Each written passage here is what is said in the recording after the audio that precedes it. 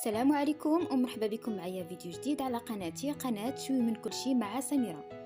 اليوم غادي نشارك معكم رغيفات سهلين اقتصاديين بسيطين جدا ومهم والاهم هما لذاذ لدرجة كبيرة بزاف بواحد العجينة اقتصادية سريعة ما كتخمرش ما محتاجاش الاختمار، وكذلك حشوة بسيطة ولكن اللذة موجودة كما تعودتوا معايا دائما، البساطة واللذة والاقتصاد.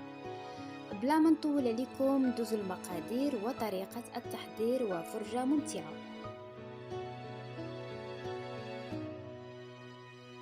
في واحد لوبول انا هنايا حطيت 300 غرام ديال الدقيق الابيض، غادي نزيدو معلقة صغيرة ديال الملح، ومن بعد غادي نعجن اولا نجمع العجينه ديالي بالماء البارد، يعني ما كتحتاج لا سكر لا خميره لا حتى شي اضافه اخرى من غير هاد الثلاث عناصر: دقيق ابيض، ماء وملح. كنجمع العجينه ديالي، خصها تكون يعني عجينه طبيعيه ما مرخوفاش بزاف وما قاصحاش بزاف. من بعد غادي نغطيها غير باش ترتاح على ما نوجد الحشوه ديالي، يعني كما قلت لكم راه ما كتحتاجش الاختمار، ما فيهاش الخميره. ودابا ندوزو للحشوه.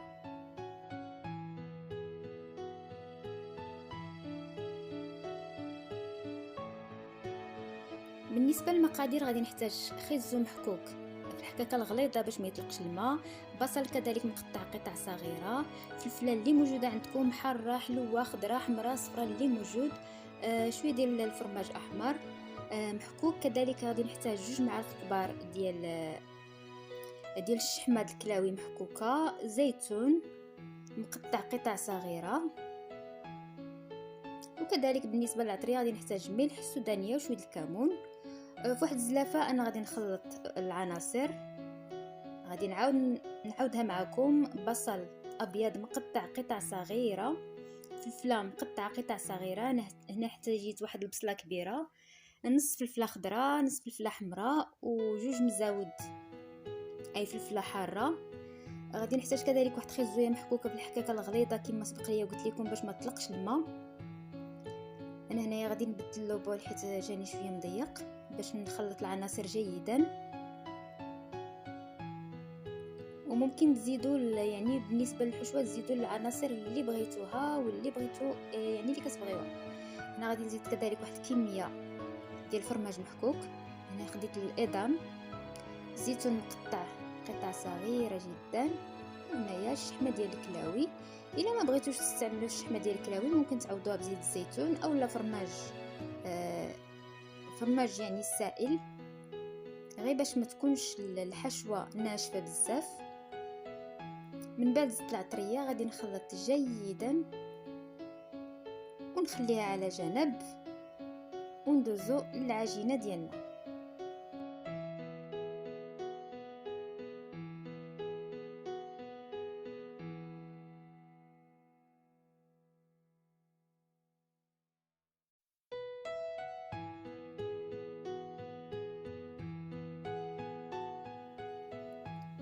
دابا غادي نرجعوا للعجينه ديالنا، كما كتشوفوا فهي ارتاحت تقريبا 5 دقائق او 4 دقائق.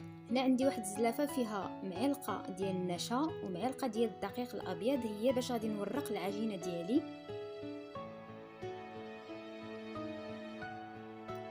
هي كتجي مورقه، كتجي ديك النشا كتعطيها قرمشه. غادي نفرق العجينه على 2، ثم غادي نفرقها مره اخرى كل قطعه غادي نفرقها على 4، ومن بعد غادي ندوزو للتوريق ديال العجين.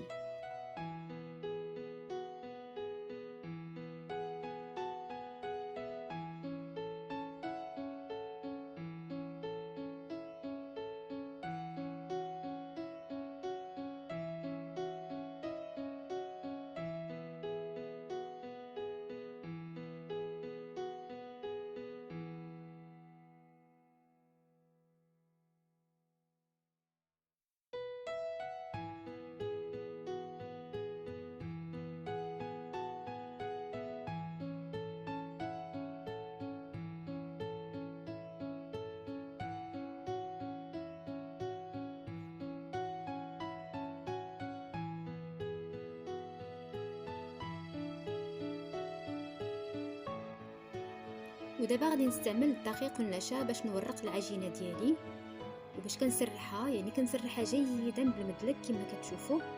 خاصها تكون رقيقه، ودائما وانا كنستعمل الخليط ديال الدقيق والنشا. هذا الخليط هذا فهو كيعطيها قرمشه من برا ملي كطيب، وكذلك كتجي مورقه من الداخل. غادي نسرح واحد القطعه ونخليها على جنب، وندوز للقطعه الثانيه نفس الشيء كذلك، كنرشها جيدا ونسرحها جيدا.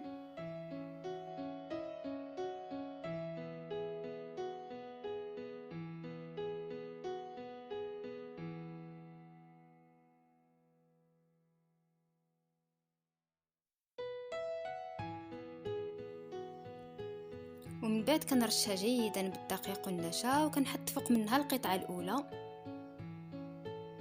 يعني غادي نسرح عجينه نرشها بالدقيق والنشا، نحط فوق منها القطعه الاخرى، نعاود نرشها بالدقيق والنشا، نعاود نسرح قطعه اخرى ونعاود نحطها فوق منها. يعني انا كنظن بان كل شيء واضح حتى كنكمل القطع اللي عندي كاملين. يعني بين عجينه وعجينه فانا كنرش الدقيق والنشا. بهذه الطريقه هذه كتجي مورقه،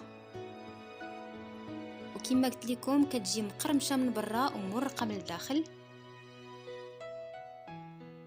ملي كملت العجينه كلها اللي عندي، دابا انا غادي نسرحها جيدا حتى كنحصل على واحد العجينه رقيقه ومسرحه جيدا.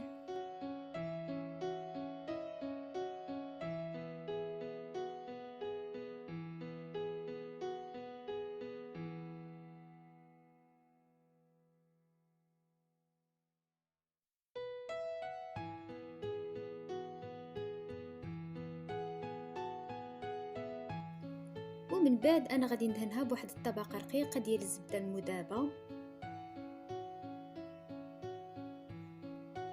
وغادي نقطعها على الشكل اللي انا بغيت. انا غادي نديرهم مستطيلين، يعني رغيفات مستطيله. وبطبيعه الحال كيبقى لكم الاختيار بالنسبه للشكل اللي بغيتو، كذلك الحجم. انا غادي ندير رغيفات يعني متوسطين مستطيلين. كنسرح الحشوه على طول العجين، فكل شيء واضح في الفيديو. ومن بعد كنطوي الرغيفه ديالي. غادي نخليكم مع تتمه الفيديو حتى نكمل الرغيفات ديالي في التمر، ومن بعد ندوزو باش نطيبوهم.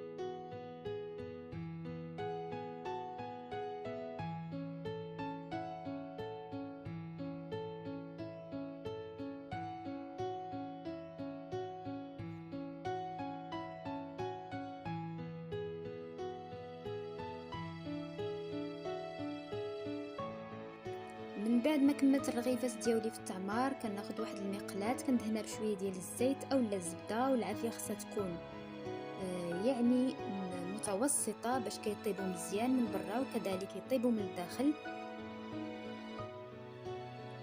يعني داك التوراق اللي كيكون من الداخل خصو يطيب حتى هو، كنحمروهم من الجوانب من الفوق ومن التحت.